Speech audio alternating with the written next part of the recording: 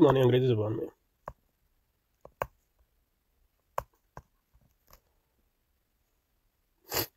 A feeling of, ये Cambridge dictionary की तारीफ, a feeling of no longer believing in the value of something.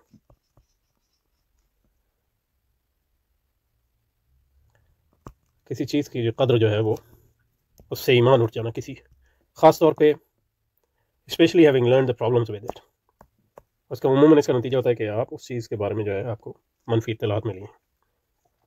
लेकिन नहीं, अगर आप किसी हुकूमत को अच्छा समझते थे और आप उसको, उसकी करप्शन की कहानी आप तक पहुंची, या किसी लीडर को, इमरान के करिश्माती लीडर था, लेकिन पता चले मसलन उसके लोगों को ये करप्शन में मुलवस था, तो वो उससे जो है डिसइंचार्टमेंट हो जाता है। उर्दू में डिसइंचार्टमेंट को क्या कहेंगे? ये गूगल ट्रांसलेशन है मायूसी। तो मायूसी करीब करीब है, लेकिन मायूसी से ज़्यादा है डिसइंचार्टमेंट। और दूसरी ज़बानों में क्या है?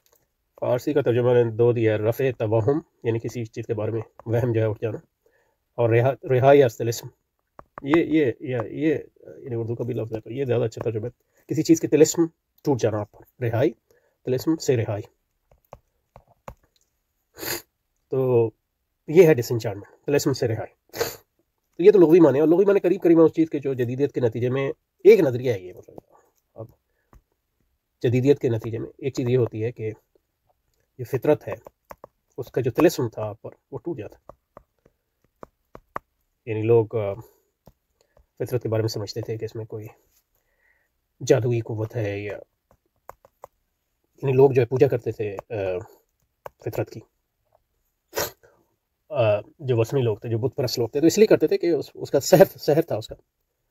और लोग समझते थे कि फितरत जो है, मतलब आप देखें ना, जब बिजली गरजती है या बादल गरजते हैं या बिजली टूटती है, तो फितरत की एक हैबत है। तूफ़ान आते हैं और सैलाब आते हैं, उसका फितरत की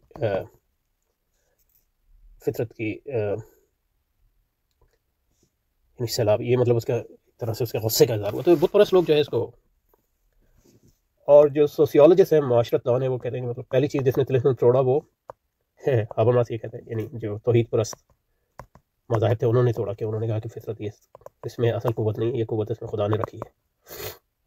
लेकिन जदीदियत भी इसको तोड़ती है। तो इसलिए मतलब मार्क्स वेबर जो है, जर्मन, जो उमरानियात के बानियान में से है, इसको फाउंडिंग फादर्स कहते हैं। 19वीं सदी के आखिर और 20वीं सदी का वाल का मुफक्किर है, इसका बड़ा असर हुआ है मतलब हाबरमास पे भी और दूसरे अफकार पे भी। उसका एक नज़रिया ये है कि जदीदियत के अक्ल परस्ती के नतीजे में फितरत का जो सहर था वो टूट जाता है, क्योंकि आप समझते हैं कि न सिर्फ ये कि फितरत को आप पूरी तरह समझ सकते हैं, फितरत को पूरी तरह समझ सकते हैं, और उसके नतीजे में फितरत पर काबू पा सकते हैं, और तीसरी एक फितरत को पूरी तरह समझ सकते हैं, दूसरा फितरत पर पूरी तरह काबू पा सकते हैं, और तीसरा उसको, उसके नतीजे में फितरत को अपने मकासद के लिए इस्तेमाल कर सकते हैं। तो जब आपने फितरत को पूरी तरह समझ लिया और उस पर काबू भी पा सकते हैं, मतलब बंद बांध सकते हैं सैलाब के लिए, और जो एक्सट्रीम वेदर है या मौसम है उसके बारे में प्रेडिक्शन कर सकते हैं, उसके बचाव के सामान कर सकते हैं, मजबूत घर बना सकते हैं वगैरह वगैरह, और फिर फितरत को अपने मकासद के लिए इस्तेमाल कर सकते हैं। तो उसके नतीजे में जो इंसानों पर फितरत का सहर था वो टूट जाता है। ज़ाहिर इंसान ये तीनों चीज़ें हमेशा से करता आ रहा है, लेकिन हमेशा जो है वो नजरी तौर पे भी और अमली तौर पे भी इंसान जो है, फितरत ने कभी नहीं सोचा कि वो इंसान जो है फितरत को पूरी तरह समझ लेगा और उस पर पूरी तरह काबू पा लेगा। तो ये जो है जदीदियत के साथ होता है। जदीदियत कहती है हम फितरत को पूरी तरह समझ भी सकते हैं, पूरी तरह काबू पा सकते हैं। और तीसरी चीज़ वो जदीदियत से एक तरह ख़ास है, वो कहते हैं कि फितरत जो है इंसान की ख्वाहिशात के पूरे करने का एक आला है, चाहे वो फ़र्द जो है इनफरादी हो या फ़र्द कौम हो या फ़र्द जो है नौ इंसानी हो। तो ये एक नई चीज़ है। उसके नतीजे में ये हुआ कि आप फितरत के जो तिलिस्म है या सहर है वो टूट जाता है। इसको जो है वो मार्क्स वेबर डिसइंचार्टमेंट कहता है, यानी रिहाई अस तिलिस्म में فطرت. اور یہ رہائی جو حاصل ہوتی ہے وہ کس نتیجے میں حاصل ہوتی ہے؟ اس عقیدے کے نتیجے میں کہ فطرت کو پوری طرح سمجھا جا سکتا ہے اور فطرت پر قابو پایا جا سکتا ہے سمجھنے کے نتیجے میں، اور اس کے نتیجے میں فطرت جو ہے انسان کی خاتم بن جاتی ہے. یہ اس میں انسان پرستی بھی آ گئی، اور یہ جدیدیت کے سارے بنیادی جو ہیں مظاہر اس میں آ گئے. اور اس کے نتیجے میں یہ ہوتا ہے کہ فطرت جو ہے فطرت سے جو آپ کا تعلق ہے وہ ایک معروضی تعلق بن جاتا ہے. اور فطرت کوئی ایسی چیز نہیں ہے جس میں اتنی گہرائیاں ہیں جو کبھی آپ پر آیا نہیں ہو، بلکہ ایسی چیز ہے جس کو آپ کم از کم اصولی طور پر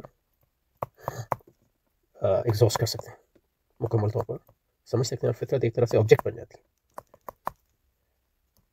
اور آپ کا اعلی کار بن جاتی ہے، اور اس کا جو ہے اس لحاظ سے طلسم ٹوٹ جاتا ہے. پہلے آپ سمجھتے تھے کہ فطرت کو پوری طرح سمجھ نہیں سکتے، اور فطرت سے ایک تقدیس، فطرت یعنی ایک احترام، تقدیس نہ بھی ہو تو ایک احترام تھا کہ مطلب یعنی وہ کہتے ہیں نا انگریزی میں reality can byte you back. تو وہ احترام جو ہے ایک لحاظ سے ٹوٹ گیا. تو پھر اس کے نتیجے میں فطرت کا استحصال کیا گیا، اس کو استعمال کیا گیا انسان کی نہ ختم ہونے والی خواہشات کی تکمیل کے لیے. اسی سے سرمایہ داری بھی نکلتی ہے. تو مطلب ڈس انچانٹمنٹ کے بغیر جو ہے سرمایہ داری نہیں ہو سکتی. یعنی مطلب یہ کہ اگر آپ سمجھیں کہ فطرت جو ہے ایک مقدس چیز ہے، جیسے کہ مطلب وثنی لوگ سمجھتے تھے، یا مسلمانوں اور عیسائیوں کہتے تھے فطرت جو ہے اللہ کی امانت ہے. تو دونوں یہ مختلف قسم کا احترام ہے، لیکن احترام تو ہے نا. تو مطلب آپ اس کو احتیاط سے استعمال کرتے ہیں. اور اسلام اور بت پرستوں کے ہاں بھی یہ نہیں تھا کہ مطلب فطرت سے تو وہ ڈرتے بھی تھے، یعنی ڈرتے بھی تھے، اور یعنی محض ڈرتے نہیں تھے، تقدس بھی تھا. یعنی فطرت کو خدا سمجھتے تھے ایک کلاس. اور مسلمان جو ہے اور عیسائی فطرت کو خدا تو نہیں سمجھتے، لیکن کم از کم یہ تو کہتے ہیں کہ یہ خدا کی ایک عظیم نشانی ہے، تو اس کا احترام کرتے تھے. اور اس کا استحصال منع کیا گیا، وہ امانت ہے اس کی. اور دونوں مسلمانوں اور عیسائیوں کے تقلیل خواہشات کا ایک نظریہ ہے باہر. تو اس کے نتیجے میں جو ہے فطرت کا استحصال ان تہذیبوں نہیں تھا. لیکن جدیدیت میں وہ سب ختم ہو جاتا ہے، اس کے نتیجے میں فطرت کا استحصال ہوتا ہے. اور اس کے نتیجے میں جو ہے، لیکن اب دیکھیں کہ اب وہ جو امید تھی جدیدیت کی، اور جو وہ تھوڑی ٹوٹ رہی ہے، کیونکہ فطرت نے جو ہے انسان جو فطرت کا استحصال کر رہا تھا، اس کے نتیجے میں اب جو ہے جس کو آپ ماحولیاتی بحران کہتے ہیں، اس میں ایک بہت بڑا مسئلہ بن رہا ہے، بہت بڑا بحران بن رہا ہے. تو وہ ایک بات. لیکن اس میں یہ سمجھنا چاہیے کہ جدیدیت جب یہ کر رہی تھی تو اس کے ساتھ ساتھ جدیدیت کے اندر ہی ایسی تحریکیں جیسے رومانویت ہے، اس نے کہا جدیدیت کو رد کیے بغیر اس نے کہا کہ یہ پورا فطرت جو ہے، اس کی صرف فطرت انسان کے استعمال اور استحصال کا ذریعہ نہیں، بلکہ فطرت انسان کی رومانوی فطرت، اس کے احساسات اور اس کے تخیلات کی تسکین کا بھی ذریعہ ہے.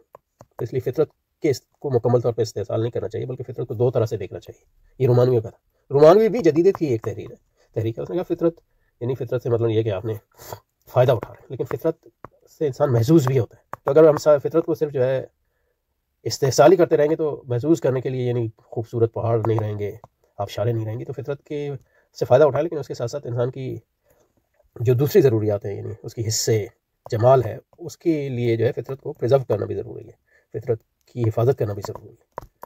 تو وہ جو ہے ایک لحاظ سے جدیدیت کے اندر جو ہے فطرت کا احترام قائم کرنے کی کوشش کرتے ہیں. تو یہ رومانوی تحریک تھی، اور یہ ڈس انچانٹمنٹ ہے جس کی بات کر رہے ہیں. تو اب اس کو واپس چلتے ہیں، کہنا کیا چاہ رہے ہیں یہ